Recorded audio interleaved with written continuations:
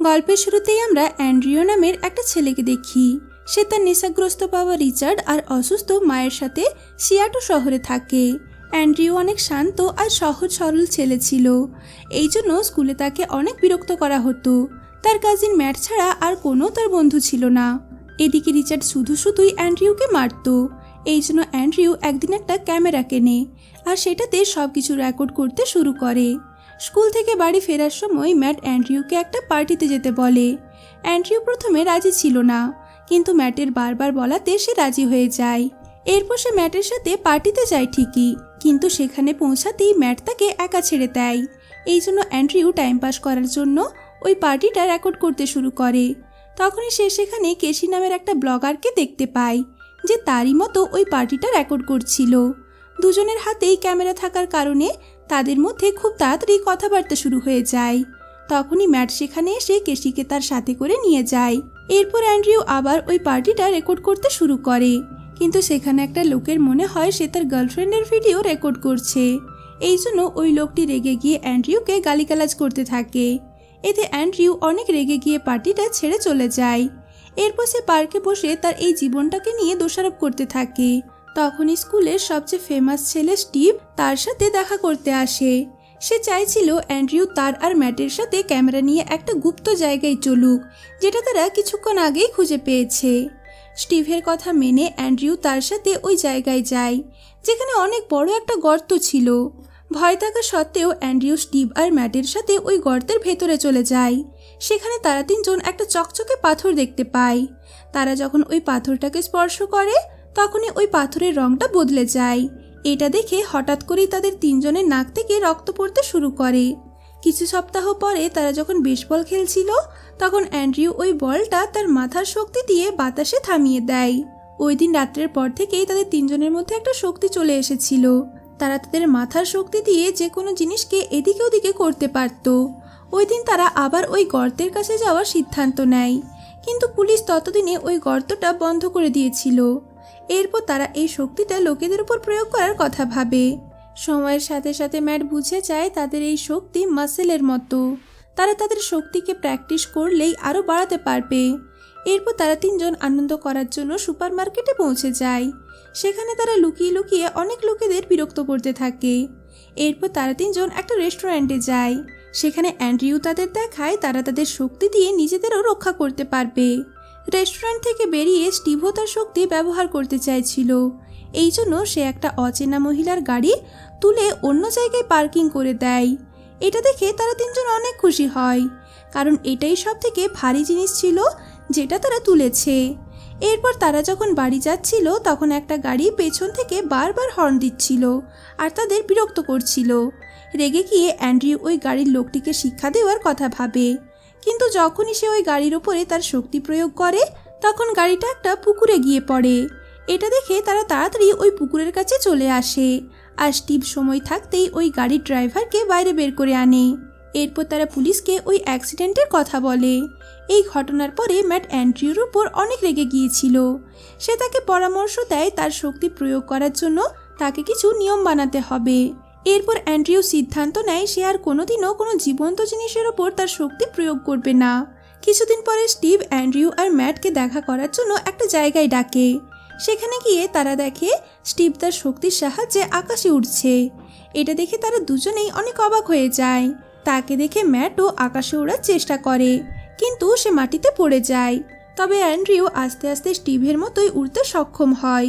কিছুদিন পরিশ্রম করার পরে তারা তিনজনেই আকাশে উড়তে সফল হয়। একদিন তারা আকাশে যখন ফুটবল খেলছিল তখন একটা উড়োজাহাজ তাদের অনেক কাছ থেকে পেরিয়ে যায়। এর ফলে স্টিভ তার ব্যালেন্স হারিয়ে ফেলে আর সে খুব দ্রুত নিচে পড়ে যেতে থাকে। তখন অ্যান্ড্রিউ তার বুদ্ধিমত্তা দেখিয়ে তাকে আকাশের মধ্যেই ধরে ফেলে, কিন্তু এইসবে সে নিজেও মাটিতে এসে পড়ে। তবে সৌভাগ্যবশত তাদের তিনজনেরই কিছু হয় না। পরের দিন তারা তিনজন তাদের গ্র্যাজুয়েশন কমপ্লিট করার পরে সারা পৃথিবী উড়ে উড়ে ঘোরার সিদ্ধান্ত নেয়। অ্যান্ড্রিউ বলে সে তিব্বতে যেতে চায়। আসলে তার তিব্বতের শান্তি অনেক বেশি পছন্দ ছিল।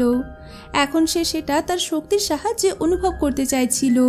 স্কুলের পরে ম্যাট কাজের বাহানায় কেসির সাথে দেখা করতে আসে আর তাকে জিজ্ঞেস করে সে কি তার সাথে ঘুরতে যেতে চায়, কিন্তু কেসি কোনো উত্তর না দিয়ে তার মুখের উপর দরজা বন্ধ করে দেয়। এদিকে অ্যান্ড্রিউ স্টিভকে তার একাকিত্বের কথা বলে। এই শক্তি পাওয়ার আগে সে একদম একা থাকতো। তার কথা শোনার পরে স্টিভ তাকে ট্যালেন্ট শোতে অংশগ্রহণ করার পরামর্শ দেয়। এর সাহায্যে পুরো স্কুলে সে ফেমাস হতে পারবে। কিছুদিন পরে ট্যালেন্ট শোতে স্টিভ আর অ্যান্ড্রিউ তাদের শক্তির সাহায্যে অনেক ট্রিক্স দেখায়, যেটা সব দর্শকদের অনেক বেশি পছন্দ হয়। ওই দিন রাত্রে স্টিভ আর ম্যাট অ্যান্ড্রিউকে একটা পার্টিতে নিয়ে যায়, যেখানে সব লোকেরা তাকে অনেক ভালোভাবে স্বাগত জানায়। এই প্রথমবার অ্যান্ড্রিউ নিজেকে আর একা মনে করে না, আর এই জন্যই সে পার্টিতে অনেক বেশি মজা করছিল। পার্টির মাঝে তার মনিকা নামের একটি মেয়ের সাথে পরিচয় হয়। তারা দুজন খুব তাড়াতাড়ি একে অপরের সাথে পরিচিত হয়ে যায়। এরপর তারা দুজন একটা রুমে যায়, কিন্তু দুজনেই খুব বেশি নেশা করে থাকার কারণে অ্যান্ড্রিউ মনিকার ওপর বমি করে দেয়। এরপর সে তাড়াতাড়ি বাইরে চলে আসে। ওই পার্টিতে কেশিও ম্যাটের সাথে দেখা করতে এসেছিল। সে ম্যাটকে তার বাড়ি যেতে বলে। ম্যাট এতে রাজি হয়ে যায়। কিছুক্ষণ পরে স্টিভ অ্যান্ড্রিউকে খুঁজতে খুঁজতে ওই রুমে পৌঁছে যায়, যেখানে অ্যান্ড্রিউ পোশাক না পরেই বসেছিল। তার এই অবস্থা দেখে স্টিভ তাকে নিয়ে অনেক মজা করে। পরের দিন অ্যান্ড্রিউ তার শক্তি প্রয়োগ করছিল একটা মাকড়সার ওপর। তখনই সে তার মায়ের চিৎকারের আওয়াজ শুনতে পায়। যখন সে তার মায়ের রুমে যায়, তখন রিচার্ড পেছন থেকে এসে তার রুমে তল্লাশি নিতে থাকে। এরপর সে অ্যান্ড্রিউর ক্যামেরাটা দেখতে পেয়ে তাকে ডেকে অনেক মারতে শুরু করে। তবে এবার অ্যান্ড্রিউ উত্তরে তার শক্তির সাহায্যে তার বাবাকে তুলে মাটিতে পটকে দেয়, আর তারপর সঙ্গে সঙ্গে বাড়ি থেকে বেরিয়ে যায়। বাড়ি থেকে পালানোর পরে অ্যান্ড্রিউ ঝড় বৃষ্টির মধ্যেই আকাশে গিয়ে কাঁদতে থাকে। ওইদিকে ম্যাট কেশির সাথে সুন্দর সুন্দর মুহূর্ত কাটাচ্ছিল, কিন্তু তখনই হঠাৎ করে তার নাক থেকে রক্ত বের হতে থাকে। এদিকে স্টিভের নাক থেকেও রক্ত বের হচ্ছিল। এই জন্য সে সোজা আকাশে উড়ে অ্যান্ড্রিউর কাছে আসে। তখনই হঠাৎ করে স্টিভের উপর বিদ্যুৎ পড়ে যায়। এর ফলে সে মারা যায়। পরের দিন স্কুলের সব বাচ্চারা স্টিভের অন্ত্যেষ্টিক্রিয়াতে আসে। এরপর ম্যাট সোজা অ্যান্ড্রিউর কাছে গিয়ে তাকে জিজ্ঞেস করে সেদিন কি হয়েছিল, কিন্তু অ্যান্ড্রিউ বলে সে জানে না কি হয়েছে।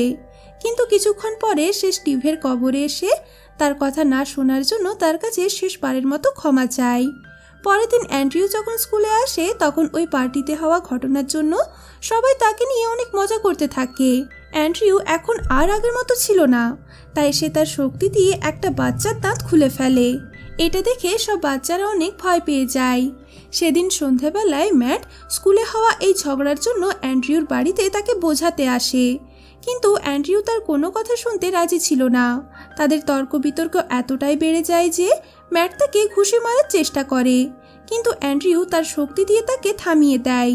এরপর ম্যাট চুপচাপ সেখান থেকে চলে আসে। পরের দিন অ্যান্ড্রিউ যখন তার মায়ের জন্য ওষুধ আনতে একটা ওষুধ দোকানে যায়, তখন সে দেখে সব ওষুধের দাম অনেক বেড়ে গেছে, আর তার কাছে ওষুধ কেনার জন্য এত টাকাও ছিল না। পরের দিন সে টাকা রোজগারের জন্য আলাদা আলাদা উপায় খুঁজতে থাকে, আর একদিন সে এত রেগে যায় যে সে লুট করার সিদ্ধান্ত নেয়। এই জন্য সে তার বাবার ফায়ার ফাইটার স্যুটের প্রয়োগ করে। এর আগে সে একটা গ্যাংকে লুট করেছিল, কিন্তু তার টাকা পূরণ হয়নি। এই জন্য সে একটা দোকানে গিয়ে তার শক্তি দিয়ে সমস্ত টাকা তার ব্যাগে ঢুকিয়ে নেয়। কিন্তু যখনই সে দোকান থেকে বাইরে বের হয়, তখন দোকানদার তাকে থামানোর জন্য তার বন্দুক বের করে, কিন্তু তার গুলি চালানোর আগেই অ্যান্ড্রিউ ওই বন্দুকের মুখটা একটা সিলিন্ডারের দিকে ঘুরিয়ে দেয়। এর ফলে গুলিটা সোজা সিলিন্ডারের ওপর লাগে, আর এতে সেখানে অনেক বড় একটা ব্লাস্ট হয়। এই ঘটনার পরে অ্যান্ড্রিউকে হসপিটালে ভর্তি করা হয়। সেখানে সে পুলিশের হেফাজতে ছিল। এরপর রিচার্ড তার সাথে দেখা করতে আসে, আর তাকে কাঁদতে কাঁদতে বলে তার মা কয়েকদিন ধরে তাকে খুঁজতে খুঁজতে মারা গেছে, আর তার মায়ের মৃত্যুর জন্য সেই দায়ী। যখনই রিচার্ড অ্যান্ড্রিউর উপর রাগ দেখাতে শুরু করে, তখনই অ্যান্ড্রিউর জ্ঞান ফিরে আসে, আর সে রেগে গিয়ে হসপিটালের দেওয়ালগুলো ভেঙে ফেলে। এতে রিচার্ডের অনেক আঘাত লাগে।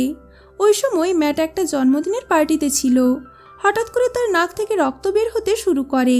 এটা দেখে সে বুঝে যায় অ্যান্ড্রিউ অনেক রেগে আছে। এরপর সে হঠাৎ করে হসপিটালের ঘটনার কথা খবরে দেখতে পায়। ম্যাট কেসির সাথে তাড়াতাড়ি হসপিটালে যেতে থাকে। সেখানে পৌঁছে সে দেখে অ্যান্ড্রিউ রিচার্ডকে আকাশে ধরে রেখেছে। সে খুব তাড়াতাড়ি তাকে নিচে ফেলে দেবে। ম্যাট তাড়াতাড়ি আকাশে উড়ে সবার প্রথমে রিচার্ডকে বাঁচায়।